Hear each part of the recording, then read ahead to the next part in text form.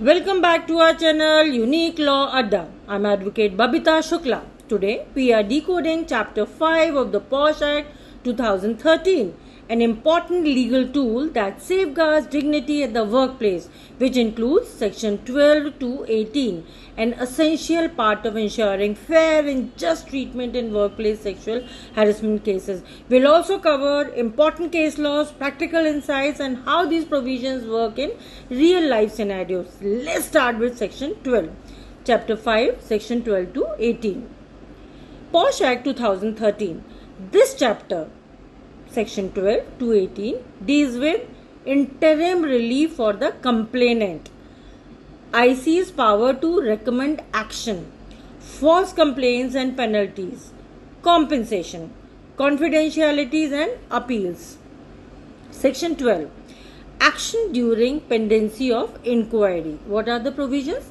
Section 12 empowers the Internal Complaint Committee to recommend interim measures for the safety and comfort of the aggrieved women during the inquiry. So, during the period when inquiry is going on, then the aggrieved women should get safety and comfort. So, what does it mean? While an inquiry is ongoing, the internal committee has the power to recommend certain relief to protect the complainant from further trauma or retaliation, because if she has filed the complaint, that woman has filed the complaint, she might undergo certain trauma. So relief has to be given to the complainant women. What are the possible reliefs? Transfer of either the complainant or the accused. Both are going to help the aggrieved women. Leave up to 3 months for the complainant in addition to her entitled leave. Any other appropriate relief, for example, change of reporting manager, remote work, etc. So these are the relief, so that women should not go through the trauma after filing the complaint. The leaves are in addition to the other entitled leaves. Now, Section 12, case laws. Real world example. If a woman complains against her manager, the internal committee may recommend that she is temporarily moved to another team while the inquiry continues, because if she is there in that particular department, she might go certain types of uneasiness while facing the same manager against whom she has filed the complaint. So the purpose is to prevent workplace hostility or undue influence during inquiry, so that manager should not put undue influence during the entire inquiry process. What is the employer's role? The employer is obligated to implement the recommendations immediately. Case law. Let's understand this through this particular issue through the case law, Vishakha versus State of Rajasthan, 1997. This case formed the foundation of workplace sexual harassment law. Supreme Court laid down guidelines that emphasized preventive and interim measures to ensure women's safety at the workplace, later codified in Section 12. Now, let's understand Section 13. What does this inquiry report says? So, the provisions are: after completing the inquiry, the internal committee must prepare a detailed report. And what they should do? They should share it with the employer and concerned parties within 10 days. So, this report has to be submitted within 10 days after the inquiry is completed. So what are the two scenarios? No misconduct found, internal committee recommend no action. Misconduct proven, internal committee recommends action under service rules, suspension, warning, termination, or if service rules don't exist, disciplinary action as deemed fit. What are the key points? Employer must act within 60 days of receiving the report. Employer is legally bound to act on the IC's recommendation. Let's understand it through case laws. Real life scenario. If the internal committee confirms the harassment complaint, accused is demoted and issued a formal warning. Case law Saurabh Kumar Malik versus CAG 2009. The Delhi High Court stressed that the employer must not delay action once the IC has given its findings. The case highlighted that the delay or failure by the employer to act on the IC's report is a violation of natural justice. Inaction undermines the effectiveness of the POSH mechanism. So it put fingers on the entire POSH mechanism.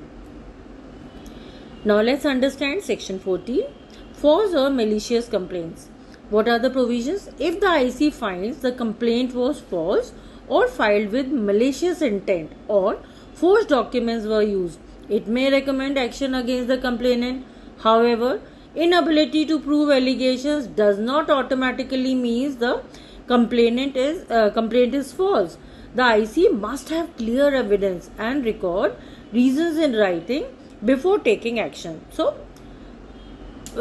internal committee must satisfy it before taking any action that it is not that complaint is not malicious, it is not filed, it is not a forged complaint. So after considering the complaint in depth and detail, then only any action must be taken. What is important? Disciplinary action against the complainant must follow due process under service rules. So whatever is there in service rule, according to which after the inquiry is completed, action should be taken against the complainant. Case law, balance of interest. This provision protects respondent from misuse while ensuring genuine complainants aren't penalized for lack of proof. Protection from misuse. This provision balances protection for respondent while also discouraging misuse of the law.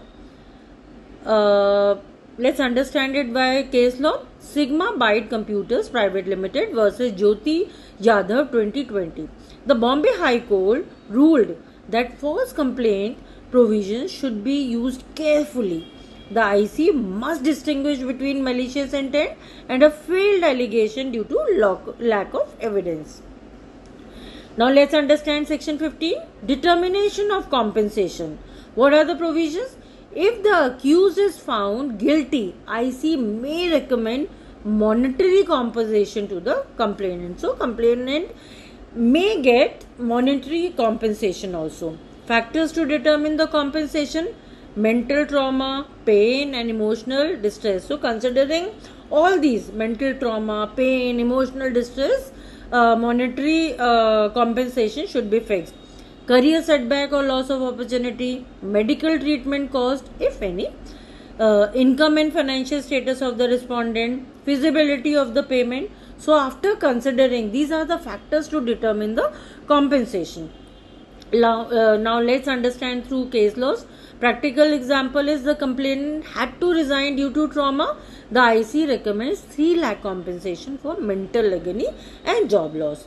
A woman resigns due to harassment and loses career progression. Compensation may include loss of income and emotional damage. Case law is Aisha Khatun versus Union of India 2021. Court observed that compensation must be reasonable and just, reflecting both psychological impact and career loss. The court directed compensation keeping in mind the mental trauma and professional loss, emphasizing holistic assessment by the internal complaint committee.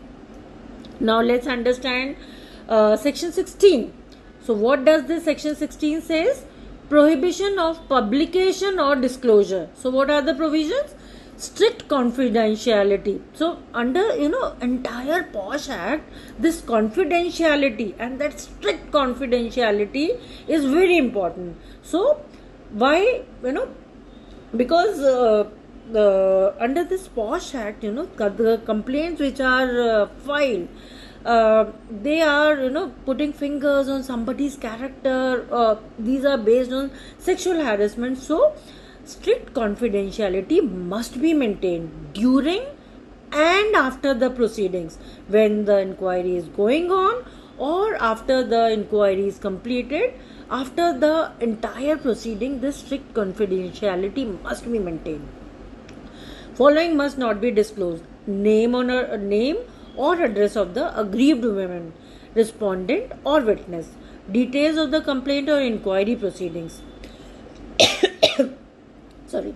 Only anonymized outcomes can be shared in annual reports or awareness sessions. So, without naming anybody, whatever is the finding should be shared with people, but no name should be taken in the public about the entire inquiry process.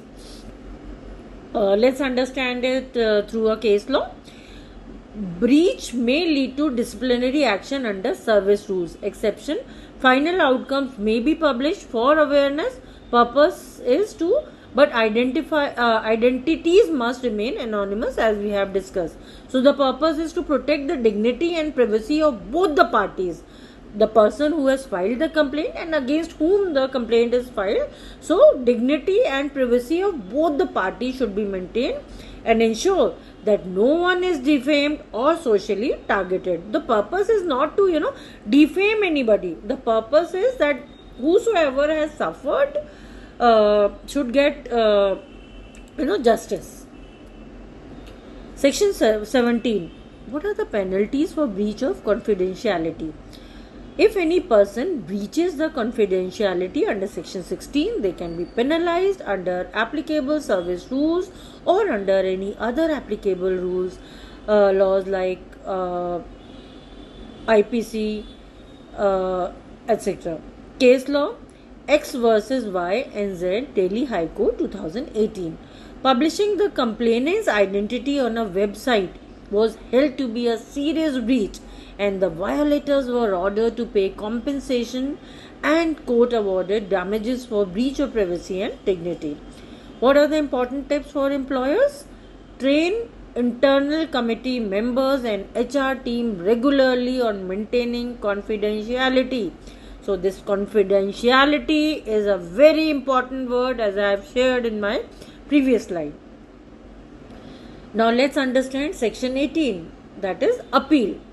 Any person aggrieved by the recommendation of the IC or the employer can file an appeal within 90 days to the appropriate court or tribunal, labor court or industrial tribunal, depending on service conditions. The decision of the IC or the employer's implementation of IC recommendations. Appeal forums are labor court or industrial tribunals or other courts depending on employment type. What are the grounds for appeal? Unfair punishment. If unfair punishment is given against whom inquiry was done, no action taken, procedural lapses, disagreement with IC's finding, inaction or improper action by employer, unjustified punishment or rejection of complaint.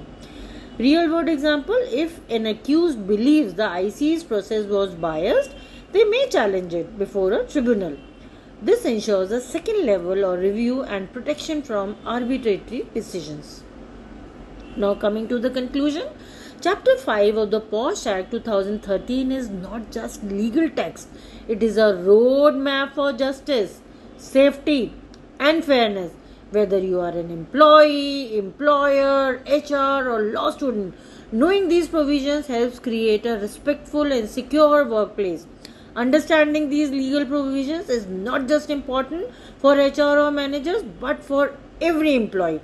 Let's build workplaces where respect is not negotiable. Share this video to spread awareness and subscribe for more content on women's rights and workplace law. Thank you.